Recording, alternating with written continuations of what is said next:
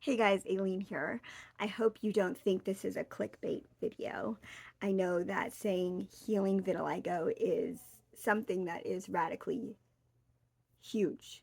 I know that there's a lot of people out there that are trying to sell potions and lotions saying it will heal it. First of all, let me just explain for those of you who maybe don't know that vitiligo is an autoimmune issue. So it's not something that is really happening on the skin. It happens to the skin from inside the body. It's something that is wrong in your cells, in your body, in the cellular level. So a cream is never going to fix it. So then what have I done that has started to fix it? Now, first of all, I'm going to show you. It's going to be kind of hard to see because I don't know, it's kind of hard to see on camera, but I will show you. I do still have quite a bit of pigment left on my upper arms, on both of my arms, but from my elbow to my hands have been mostly, I mean, I still have a little bit here, mostly completely white for 6 or 7 years now. And just a couple months ago, I started noticing that now I have freckles everywhere of my pigment coming back. And I didn't even know that that was possible. I've got some more here. I've got a whole lot over here. All of this was completely white before. Completely white, completely white. So it is ridiculously astonishing to me that it started to come back. I didn't, the thing that caused it to come back, I wasn't doing it because of vitiligo, but I know that there are a lot of people out there who are super, super, super self-conscious because of vitiligo. I am lucky to already be fair-skinned. There is not a huge difference between my pigment and the non-pigment. And I know people with darker skin tones, it really stands out. You can't even really tell on my face. You can tell right here a little bit, but I do have it around my eyes, my nose, and my mouth. It's just that I'm fair-skinned and I don't really let my face get, sorry, I don't really let my face get sun that often because I don't want the the contrast to be emphasized.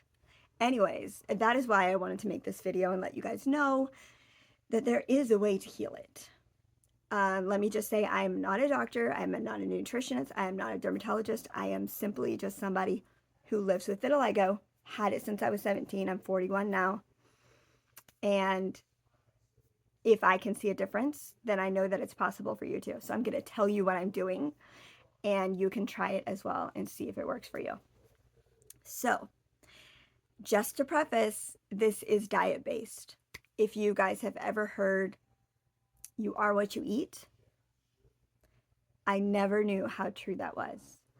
The, the molecular breakdown of the foods that you put in your body literally become your body. So if you are putting Doritos, cereal, commercial breads, ice cream, cookies, there are just so many things that we eat as Americans without thinking about it that are so full of junk. They've got pesticides, they've got genetically altered characteristics, they've got seed oils and highly processed sugars. We've got so many things in our diets that are helping to break down our bodies in the worst way. So if you have something like vitiligo, which I actually have 4 autoimmune diseases or issues, vitiligo is the only one that can be seen on the outside. So I like to think that because I can see vitiligo starting to heal, that the other issues inside my body are also healing. I just can't see them. So I have become such a huge believer in food as medicine. And I really credit this to the fact that God made our bodies so perfectly able to heal themselves if we put the right things in them. So what that means is that you are going to cut out certain things and you are going to restrict other things. First and foremost, number one, you are going to take out seed oils. I don't know if everybody is familiar with what seed oils are, so I'll put them right here on the screen. I will also put them down below in the description. These are Non-negotiables. Not good. Your body does not know how to process them, and it just gums up the system. If you could think of your body as the gears inside a watch, how they just kind of fit into each other and rotate to make the watch work. And then if you start to put gum in there, and then it can no longer move. It's the perfect analogy for what seed oils do. They just get in your body and just start to wreak havoc. And they're in everything. Everything. It is ridiculous how many things they are in. So that's number one. That's what you're going to do. You're going to cut out seed oils. Number two, we're going to replace any of our meat that we are buying. We're going to make sure it's grass-fed, organic, no hormones. So your beef, you want it to be grass-fed, grass-finished. Your chicken, you want it to be organic. Your fish, you want it to be fresh caught, not farm grown. With our dairy, we want it to be organic and grass-fed. Karrygold is my favorite go-to. I don't even have to look at the ingredients. I just know they're good. So that's it. Seed oils, we're going to take out. Dairy and meat, we're going to replace. And then there are certain things that we are going to limit. And eventually you're going to take them out too. I just don't want to overwhelm you with too many things at first. So anything that is fortified or enriched, usually those are going to be grains. That's going to be rice, flour, oats, any of those things. It's going to say fortified and enriched. And those sound like wonderful things, but they are not good things to be putting in your body. So we're going to limit those and eventually eliminate them. And then all of the different kinds of sugar we are going to limit. We're going to completely cut out hydrogen. What is that word? High fructose corn syrup. We're going to cut that out completely. No more high fructose corn syrup. And then there are about 700 million. No, that's not a technical name. Or that's not a technical number, sorry. There are just so many different names for highly processed sugars. So I'm going to put a list in the description below as well. And you're going to want to start to limit these also. My rule of thumb, if I'm buying an item, is that it has as few ingredients as possible. So like 10 ingredients is a lot. We're going to try to keep it under that.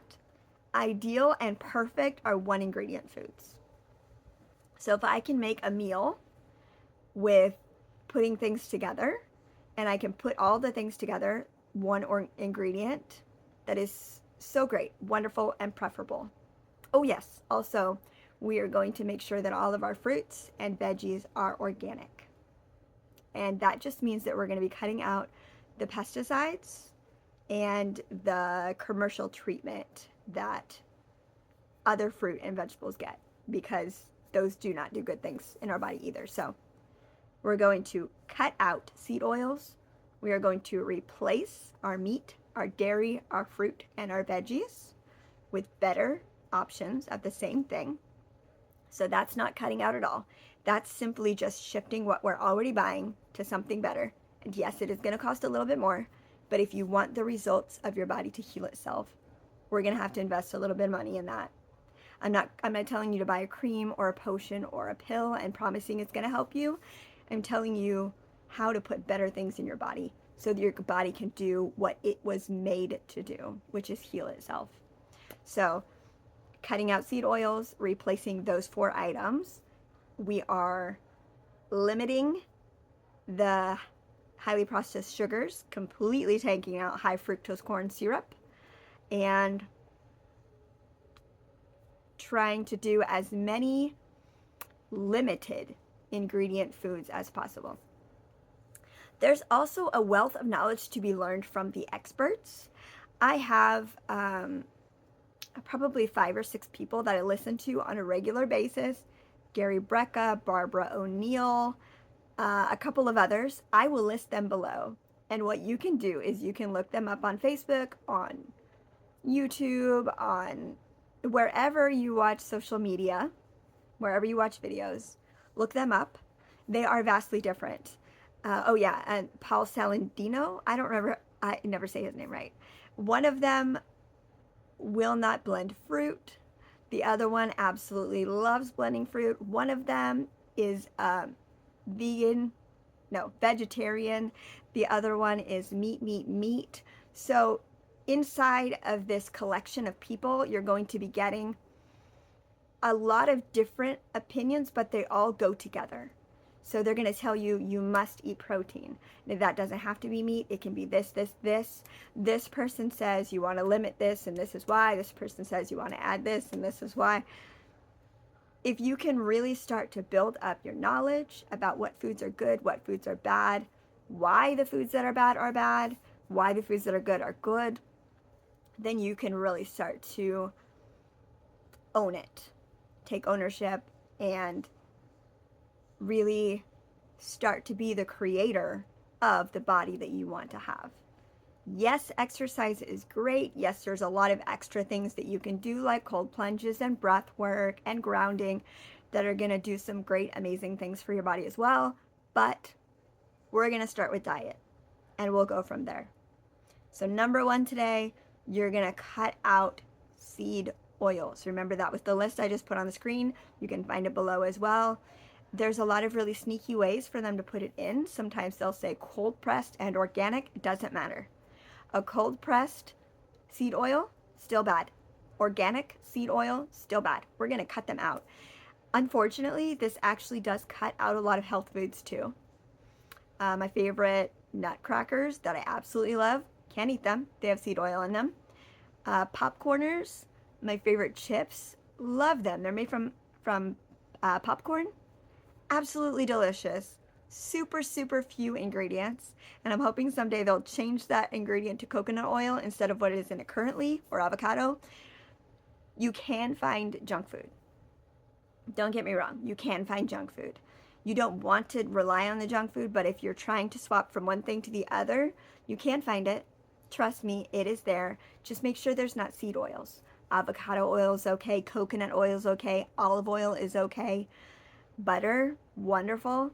There are so many things that can be put into these foods that are not going to gum up our systems, that our bodies actually know how to process, that we want to just stay away from the things that are going to make our conditions or our skin worse. So that is it. That is how I have begun to heal my vitiligo. And I hope that that information will help you to maybe do the same. If you like this information, I would love it if you would consider subscribing to my channel. I've recently decided that my channel is going to be dedicated to clean eating and clean living, and I would love to keep giving you advice and tips and pointing you in the direction of products and companies that can help you instead of harm you. So have a great day, and I will see you in the next video.